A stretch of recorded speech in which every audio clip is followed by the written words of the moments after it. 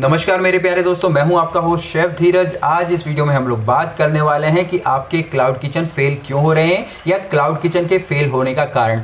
मैं रोजाना लोगों को ट्रेनिंग्स देता हूं, लोगों के क्वेश्चन सुनता हूं, उनकी प्रॉब्लम सुनता हूं और मुझे समझ आता है कि क्या कारण है या वो क्या गलतियां कर रहे हैं जिसके की कारण उनका क्लाउड किचन फेल हो रहा है। फेल होने के यहाँ दो मायने हैं, दो आप उसको सिनेरियो बोल सकते हैं जिनको मैं आपको बताऊंगा। साथ साथ मैं आपको पॉइंट्स भी बताऊंगा कि एक्चुअली में वो फेल क्यों हो रहे हैं। अगर सबसे पहले मैं सिनेरियो की बात करूं, वो है कि उनके पास बिल्कुल भी ऑर्डर नहीं आ रहे। जी हाँ, no order at all, zero order है, एक ऑर्डर है, दो ऑर्डर हैं, या फिर आप उनको ना के बराबर भी कह सकते हैं। दूसरा सिनेरियो होता है कि उनके पास ऑर्डर्स तो आ रहे हैं पर उनको किसी भी प्रकार का प्रॉफिट नहीं हो रहा है। जो उनका आ रहा है उसी चीज़ों में लग जा रहा है। 5 महीने हो गए हैं, 6 महीने हो गए हैं, साल भर हो गया है, पर उनको कोई भी प्रॉफिट नहीं मिल रहा है। अब जो पहला सिनेरियो है, अगर मैं उसकी बात करूं, उसमें क्या क्या आपको प्रॉब्लम्स होती हैं या किन कारणों से आपका क्लाउड किचन फेल हो रहा है, आपके पास ऑर्डर नहीं आ रहे हैं, तो सबसे पहला वहाँ पे है हमारे माइंडसेट। जी हाँ, हम लोगों का माइंडसेट, जो कि हम लोगों ने सिर्फ ये सोच के खोल लिया था क्लाउड किचन कि मुझे कुछ खाना बनाना आता है या मैं कुक हायर कर लूँगा, स्विगी जोमेटो से टाइप कर लूँगा और मेरे ऑर्डर्स आने लगेंगे, भरमार हो जाएगी और मैं इसको एज अ साइड बिजनेस ही लूँगा। तो यहाँ पे जो आपका जो माइंडसेट है सबसे बड़ा रोल प्ले करता है आपके इस बिज़नेस के फेलियर के लिए। क्योंकि अगर आप क्लाउड किचन भी चला रहे हैं तो आपको इसको इस तरीके से चलाना है कि ये आपका एक प्रॉपर बिजनेस है, आपको इसको बिजनेस की तरह से रन करना है। क्योंकि यहाँ पे आप हर तरीके से अपने कॉस्ट की बचत करने की कोशिश करते हैं।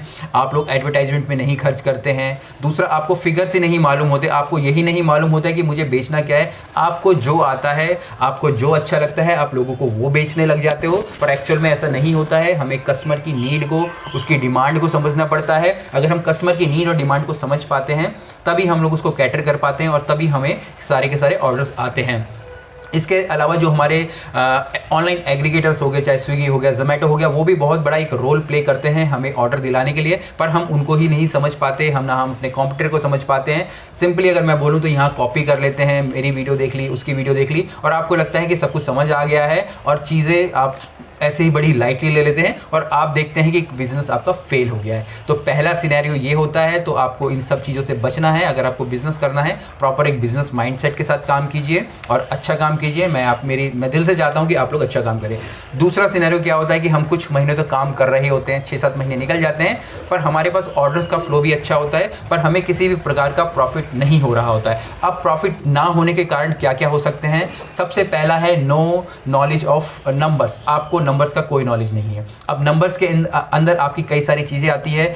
सबसे पहले इसमें आपकी आती है कॉस्टिंग को लेके, चाहे आप मैन पावर की आप कॉस्टिंग कह लीजिए, आपकी बजटिंग कह लीजिए, आपकी वेस्टेज की कॉस्टिंग कह लीजिए, इन्वेंटरीज हो गई, आपकी मैन पावर हो गई और बहुत सारी चीज़ें हो जाती है, आपके प्रॉफिट एंड लॉस अकाउंट हो गए। तो आपको इन सब नंबर्स का कोई भी ज्ञान नहीं होता है क्योंकि आप इस फील्ड से थे ही नहीं। आप अचानक से इस फील्ड में आ गए, या तो आपने किसी को देख के कॉपी करने की सोची या आपको लगा कि ये ईजी है, हो जाएगा, पर आपको किसी भी प्रकार का नंबर का नॉलेज नहीं है। पर यहाँ पे अच्छा ये हुआ कि आपके पास ऑर्डर्स आ रहे हैं। हो सकता है कि आप स्विगी जोमेटो पे एडवर्टाइजमेंट करा रहे हो, पर आपके को अगर नंबर का नॉलेज नहीं है तो आपका बिजनेस भी लंबा नहीं चल पाएगा। क्योंकि अगर आप सिर्फ वहाँ पे पूरे साल भर वहाँ पे सिर्फ आपका जो भी कमा रहे हैं वापस से पे कर दे रहे हैं, चाहे वेंडर को चाहे अपनी मैन पावर को, तो एक ना एक दिन आपको बंद करना ही होगा। क्योंकि बिजनेस करने का मतलब प्रॉफिट कमाना भी होता है। अगर आप प्रॉफिट नहीं कमाते हैं तो बिजनेस तो बंद हो जाना ही है, आज नहीं तो कल। दूसरा, यहाँ पे हमारी जो सबसे बड़ा ड्रॉबैक होता है कि हमें मैन पावर का नॉलेज नहीं होता है। जी हाँ, मैं यहाँ पे किसी मैन पावर को बुरा नहीं कह रहा हूँ या मैं आप लोगों को भला या बुरा नहीं कह रहा हूँ, पर हमें मैन पावर को मैनेज करना बिल्कुल नहीं आता है। हमारी मैन पावर हमें छोड़ के भाग जाती है। सबसे बड़ा कारण यही होता है किसी भी बिजनेस को डुबाने के लिए, आप बोल सकते हो। क्योंकि अगर आपकी टीम अच्छी है, टीम जितना लंबा आपके साथ रुकेगी, आपका बिजनेस उतना ज़्यादा ग्रो करेगा। आप कोई भी बिजनेस देख लीजिए, चाहे क्लाउड किचन हो या किसी भी प्रकार का बिजनेस देख लीजिए, जिस भी कंपनी की टीम या जिस भी रेस्टोरेंट की टीम उसके साथ लंबे समय तक रुकी है, उसको उतना ज़्यादा प्रॉफिट हुआ है, या आप बोल सकते हैं दूसरे मायनों में उसने उतना ज़्यादा अपने बिजनेस में ग्रो करा है। तीसरा यहाँ पे जो आता है वो आता है कि नो मेंटरिंग।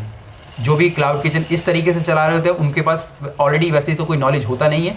दूसरा, उनके पास कोई भी मेंटर्स नहीं होता है, या मेंटर ऐसा होता है जो इस फील्ड से नहीं होता है। जी हाँ, कई सारे ऐसे लोग हैं, इवन जैसे मैं अपने प्रोग्राम सेल करता हूँ, मेरे अगर इस समय अगर बात करेंगे 450 से ज़्यादा मेरे ऐसे मैं अपने एनरोल जो प्रोग्राम्स है वो बेच चुका हूँ जिनको कि मैं मेंटरिंग करता हूँ। मैं पर्सनली उन लोगों से बातें करता हूँ, जो भी उनको प्रॉब्लम्स आती है, जिस भी रिलेटेड हो, चाहे मैन पावर हो, उनकी बजटिंग हो गया, कॉस्टिंग हो गया, फूड कॉस्ट हो गया, या किसी भी चीज़ हो गया, मैं उनसे कनेक्ट करता हूँ। तो यहाँ पे उनको हमेशा एक तरीके से एक एक्सपर्ट एडवाइस मिलती रहती है, और उनको कुछ भी प्रॉब्लम्स आ रही है, क्योंकि जब भी प्रॉब्लम्स आती है तो आपको बैठ के उसका सोल्यूशन निकालना पड़ता है।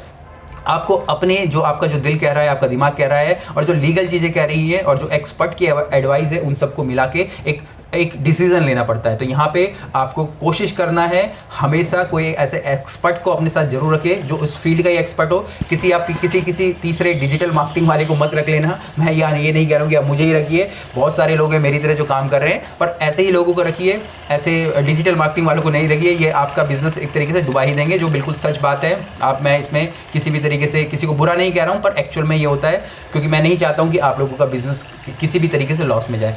इसके बाद जो चौथा जो सबसे ज़्यादा पॉइंट है वो है आपके विज़न का, आपके मिशन का और आपकी वैल्यूज़ का। आपका बिजनेस चल रहा है, आपका प्रॉफिट नहीं हो रहा है, एक बात होगी, पर आपका कोई विज़न ही नहीं है। विज़न का मतलब है कि आप किन चीज़ों को सोच के आपने कंपनी स्टार्ट कर दी है, किन चीज़ों को सोच के आपने ये अपना क्लाउड किचन स्टार्ट किया। तो आपको अपना विज़न भी मेंशन करना है, आपको अपनी वैल्यूज़ भी बतानी है। वैल्यूज़ का मतलब है कि हो सकता है कि आप क्वालिटी फूड देंगे, आप अपने कस्टमर को सेटिस्फाई करने की कोशिश करेंगे अपने खाने के द्वारा, अगर आप रेस्टोरेंट चल रहे हैं अपने एक्सपीरियंस के द्वारा। साथ साथ आपको वैल्यूज़ पे भी काम करना है, चाहे वो कस्टमर के प्रति हो या फिर आपके एम्प्लॉय के प्रति। अगर आप इन सब चीज़ों का एक मिक्सचर देखेंगे तो आप देखेंगे कि आपका बिजनेस बहुत ज़्यादा ग्रो हो रहा है, और आपके जो प्रॉफिट का जो आप बोल सकते हैं जो सिर्फ आ या जा रहा था, वो एक तरीके से प्रॉफिट का रेशियो आपका बढ़ने लगेगा। जी हाँ, ये बिल्कुल सच बात है। मैं रोज़ इतने लोगों से बात करता हूँ, और यही सारे ड्रॉबैक्स होते हैं। या तो उनका बिजनेस अच्छा चल रहा होता है, पर उनके पास कोई भी एक्सपर्ट नहीं होता, तो वो फिर से फेल होते हैं, क्योंकि उन्हें नहीं मालूम है कि मार्केट अब कैसे रिएक्ट करेगा। वो कुछ भी नया प्रोडक्ट लेके आ रहे हैं, या उनके पास मैन पावर नहीं होती है, तो या उनके पास नंबर्स ही नहीं होते हैं, या विज़न नहीं होता। तो ये 4 चीज़ें आपको ध्यान रखना है। वीडियो को यहीं खत्म करूंगा। उम्मीद करता हूं आपको समझ आया गया होगा कि आपका क्लाउड किचन फेल क्यों होता है। आने वाली वीडियोस में मैं और भी डेप्थ में जाके आपको बताने की कोशिश करूंगा कि क्लाउड किचन क्यों फेल होता है, ताकि आप इन चीज़ों को समझ पाओ और प्रॉपरली ढंग से अपना बिजनेस कर पाओ। कुछ भी क्वेश्चन हो, कमेंट्स हो, आप नीचे लिख के भेज सकते हैं। फिर मिलते हैं एक नए वीडियो में, तब तक के लिए जय हिंद।